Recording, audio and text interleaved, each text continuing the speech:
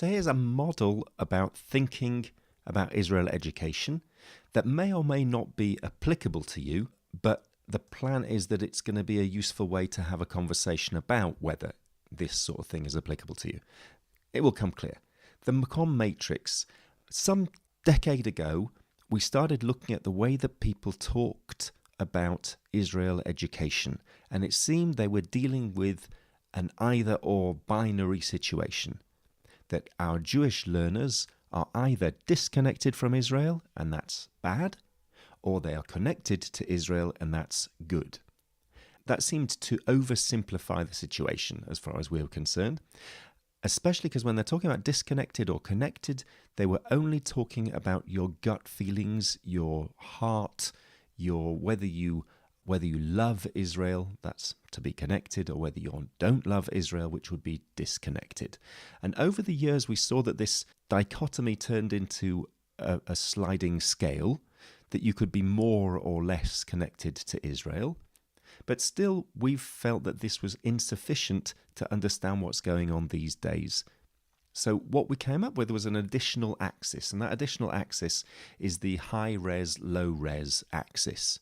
So we're suggesting that it's not only relevant whether our learner feels connected to Israel or feels disconnected from Israel, it's also important whether our learners have a low-resolution understanding of Israel or a high-resolution understanding of Israel. Think of pixels, think of Photoshop, okay? Low-res, the big picture is clear, but the details are kind of blurred.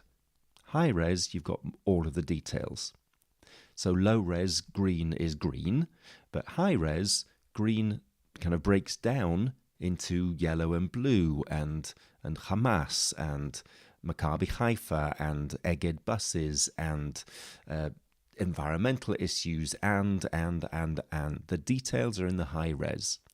And it used to be some 50, 60 years ago that the aim of the educator was to bring the learner into the low res connected, the bottom right-hand quadrant.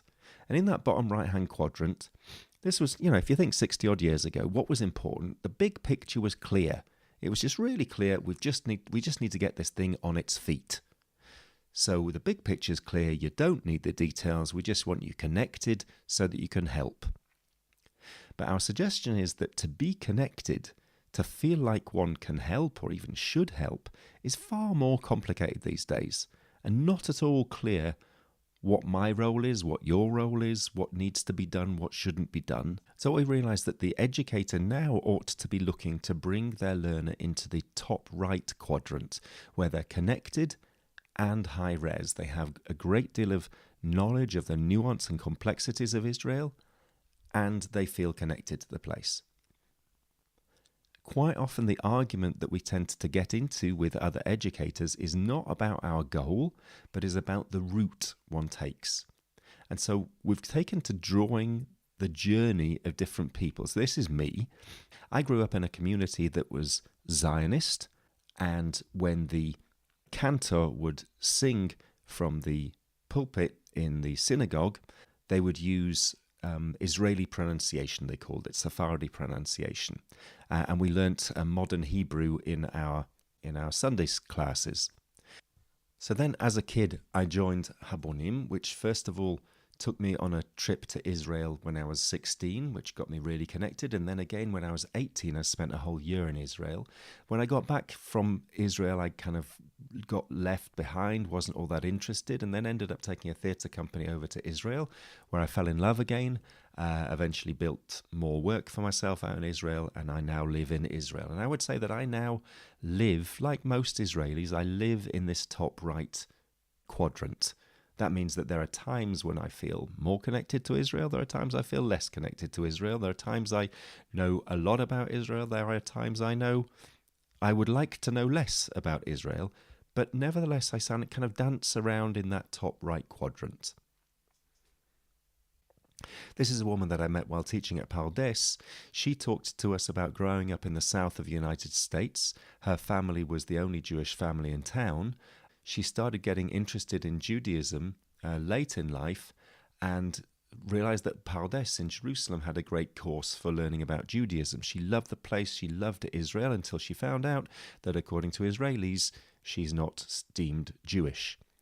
And now she knows a lot about Israel, but has completely disconnected from Israel, wants nothing more to do with it, and sees herself as entirely different from, separate from, and has nothing to do with Israel, although she knows a great deal about the place. And then there are these guys. These guys were on birthright.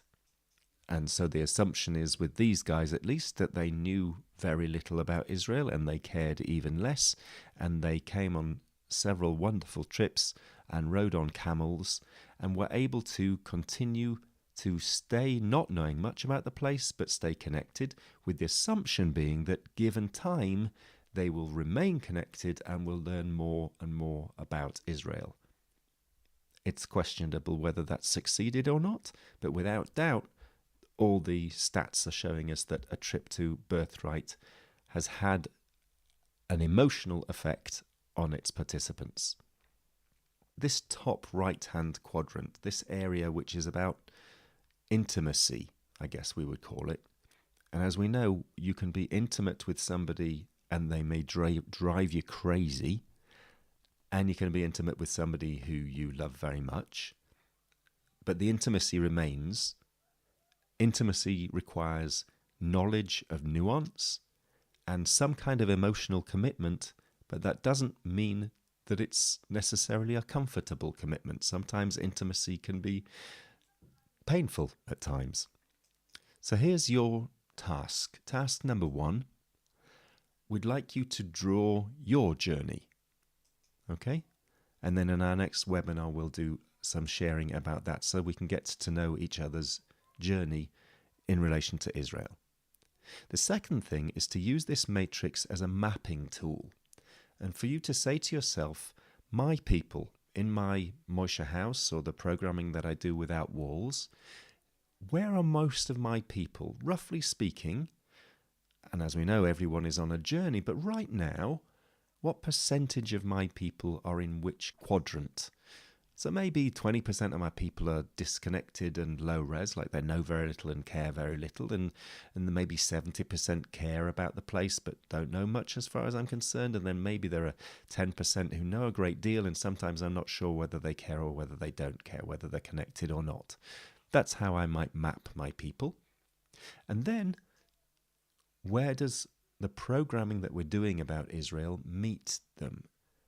As in, is the programming that I do about Israel all about increasing nuanced knowledge of a particular sector of Israel? Is it about partying and eating cold falafel? Like what's the programming that I'm doing? And obviously I'm using stereotypes there. And where do they meet the majority of my people? And then finally, what's my role? This is the question that we'd like to talk about with you on the next webinar. Where do you see your role? Do you see your role as attempting to shift any of these blue blocks in a different direction? Or, alternatively, do you think that they should stay where they are and it's not your job to try and move them? Those are the 4 questions.